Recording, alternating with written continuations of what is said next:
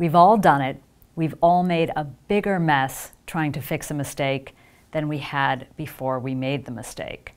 We're going to take a look at tinking, unknitting, increases and decreases. We're going to take out knit two together, yarn over, double central decrease, and an SSK. So the first thing you want to do is be able to read your knitting so you know what you're taking out. So here you can see there is 2 columns of stitches going into one, and it's slanting to the left. So I know that's an SSK. Now, the goal for the taking out any stitches is to leave the stitches correctly mounted.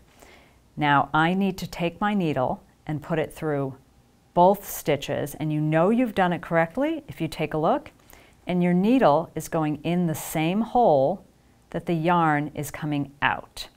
Now you notice for this I am going back to front, and you'll see why in a second, and it actually seems rather instinctual that you're going in the direction, the same direction as the yarn, as opposed to here where you're kind of fighting the yarn. And you'll also see that if you take it off this way, and I'm going to do it and show you what happens,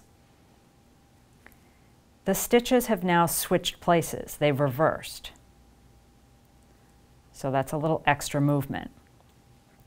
So the secret to knowing how to enter the stitch is the direction the needle enters. I'm going to knit the stitch now and do this slowly. The direction the needle enters, watch the left needle, is the same direction that the needle exits. So watch me knit the stitch, and you'll see that when I pull it off, the needle exits. Ah, look at that. The same way it re-enters. So to unknit an SSK, you're going to go back to front through both stitches and pull them out. Now, the stitches have been put back on the needle in the right order, but the stitch mounts have been reversed from when we slipped them as if to knit. So the SSK still has the additional move of remounting the stitches. Now to unknit a purl stitch, you're going to have the yarn more in the front, and I'll show it to you for throwing as well. Because if you pull that yarn to the back, you can see you've closed up the space, kind of hard to see. Move the yarn to the front, insert the tip of the needle front to back into the row below. Again, notice that the needle's going in the same hole as the yarn's going out. So to tink back purl stitches, the yarn's in the front. To tink back knit stitches, the yarn's in the back. And here we come to a yarn over. So there's that yarn over. All we do is let it come off the needle. Nothing more, nothing less. Now here's a twisted knit stitch. So that was knit through the back loop on purpose to remain twisted, but you still want to insert the tip of the needle front to back into that so that you don't actually put an additional twist in it. Notice how I just let the yarn over pop on off.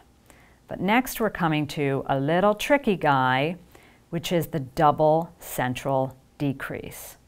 So as you go, always insert the tip of the needle front to back, remove the stitch, and here we're at our double central decrease. So first, reading our knitting, you can see it's 3 stitches going into 1. And you'll notice that stitch number 2 is on top. That's what makes it a double central decrease. So there are 3 stitches involved in this particular increase. So one thing you can do is put the needle through all 3 stitches, and you can just take a look and see, yep, there I've got 1, 2, 3. You can also see, again, the needle is going in, same space that the yarn is coming out. But there's a little additional move you have to do. So pull out the yarn. Now, with a double central decrease, stitch number 1 and stitch number 2 have reversed places. So you can pinch right there at the base, pull them off, and pop the needle right back through them, and you're good to go. By holding at the base, you don't have to worry about them unraveling. You know, yarn wants to be where yarn wants to be. It doesn't actually unravel as much or as quickly as you think. Yarn wants to stay with its little friends. So there's that yarn over, just let it pop off. There's the twisted knit stitch. Insert the needle front to back. Let that yarn over pop off. So we just have one last decrease we have to get to, and that is our knit two together.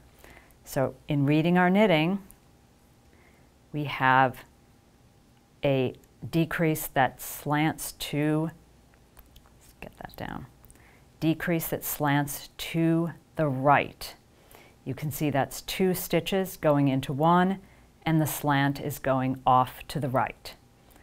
Now a knit two together, we know, is just 2 stitches knit together without any manipulation of the stitch mount.